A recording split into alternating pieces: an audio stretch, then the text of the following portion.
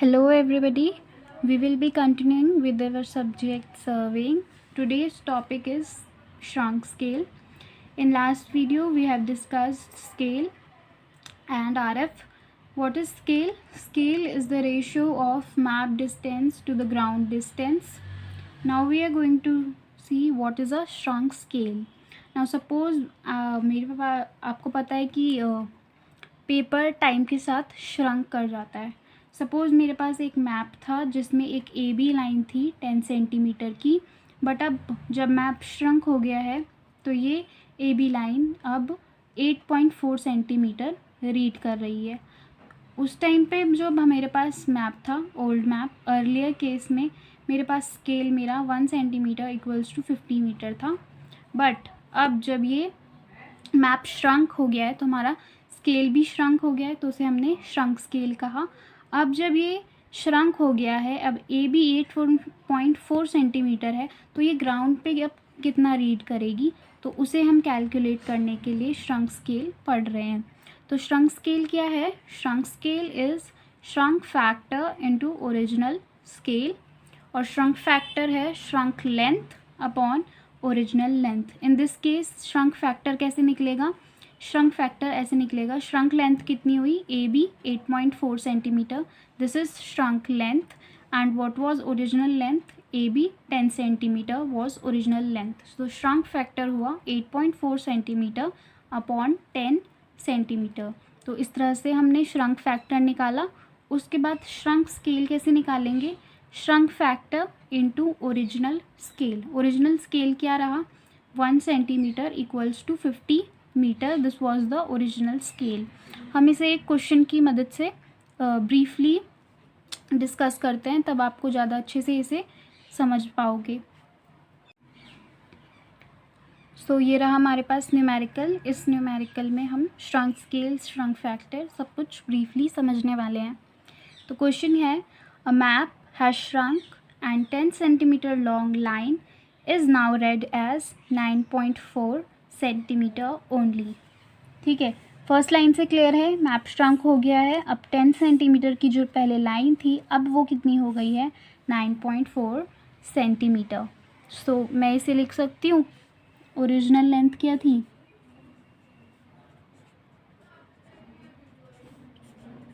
Original length 10 centimetre और shrunk length कितनी हो गई?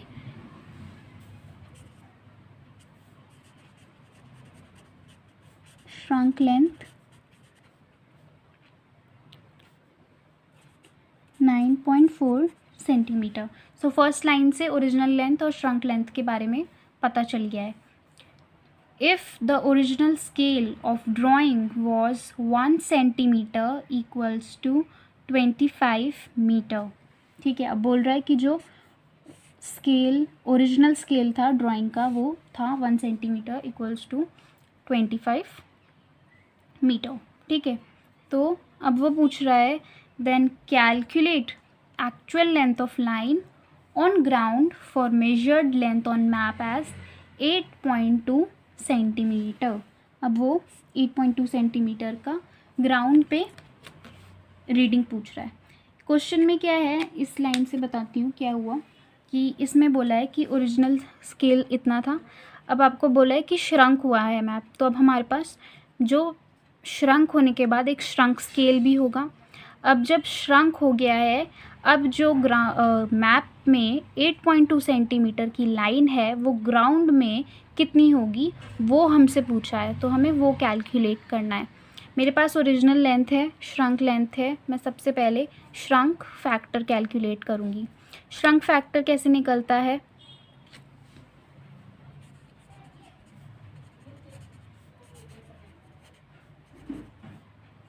श्रंक फैक्टर है हमारे पास shrunk length upon original length. Shrunk length upon original length. Shrunk length is 9.4 centimetre and क्या ये हो गया 10 centimetre. So I can say this is 94 upon 100, that will be 0.94. So ये हुआ हमारा श्रंक फैक्टर. श्रंक फैक्टर है मेरे पास. अब मैं निकाल सकती हूँ shrunk scale. shrunk scale. Shrunk scale का क्या फॉर्मूला था? shrunk factor, this is shrunk factor into original scale. ठीक है, shrunk factor कितना आया? 0.94 into original scale was 1 centimeter equals to 25 meter.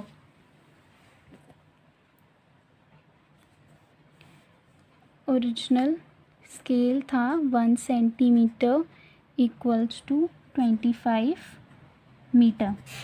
तो मैं लिख सकती हूँ कि स्केल क्या हो गया है?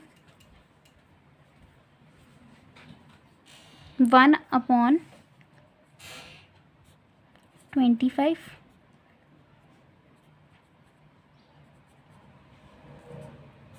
मीटर को अब हम सेंटीमीटर में कन्वर्ट कर रहे हैं.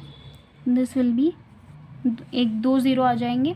तो ये हो गया हमारा ओरिजिनल स्केल. आई होप आपको ये वाला पॉइंट क्लियर हो गया होगा. हमने स्केल क्या लिखा था?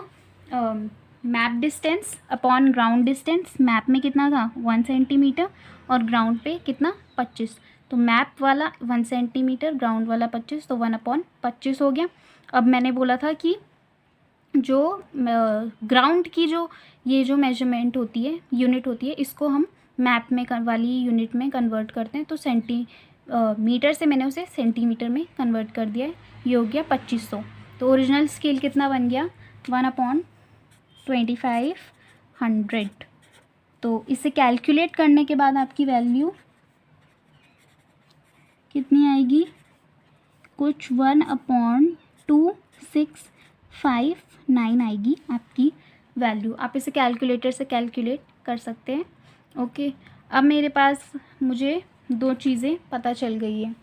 क्या क्या पता चल गया है? मेरे पास श्रंक स्केल आया, श्रंक फैक्टर, श्रंक स्केल और ये ओरिजिनल स्केल. आई कैन से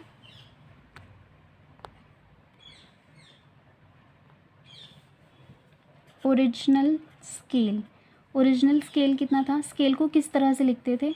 1:2500.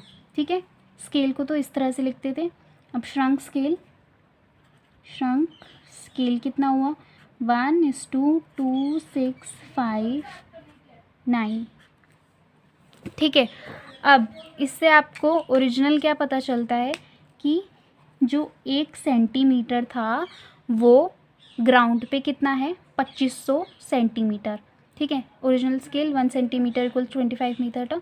25 मीटर मतलब 2500 सेंटीमीटर. तो 1 सेंटीमीटर लिख देती हूँ. ओरिजिनल स्केल कहता था 1 सेंटीमीटर 2500 सेंटीमीटर. ये मैप में, ये ग्राउंड पे. ठीक है, अब श्रंक स्केल क्या कहता है? 1 centimetre equals to 2659 centimetre on ground. Question में क्या दिया है?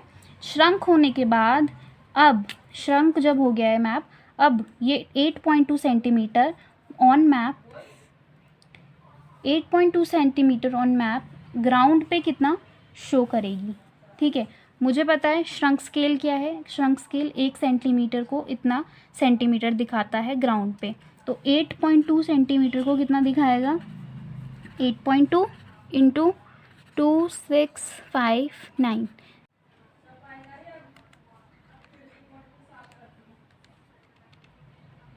कितना है? 2659. तो ये मेरा आता है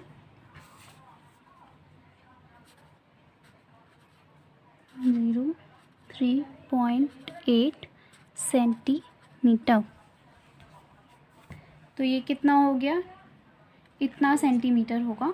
तो ये श्रंक होने के बाद 8.2 centimetre on map will show this centimetre on ground. So I hope आपको श्रंक स्केल का कंसेप्ट क्लियर हो गया होगा. श्रंक स्केल एक इम्पॉर्टेंट कॉन्सेप्ट है. ओरिजिनल स्केल, श्रंक स्केल और RF. ठीक है, ये सब आपको क्लियर होना चाहिए काफ़ी अच्छे तरीके से. अगर आपसे अब क्वेश्चन में पूछता है कि श्रंक आरएफ क्या होगा, तो श्रंक आरएफ का फॉर्मूला होता है shrunk factor into original RF. Okay.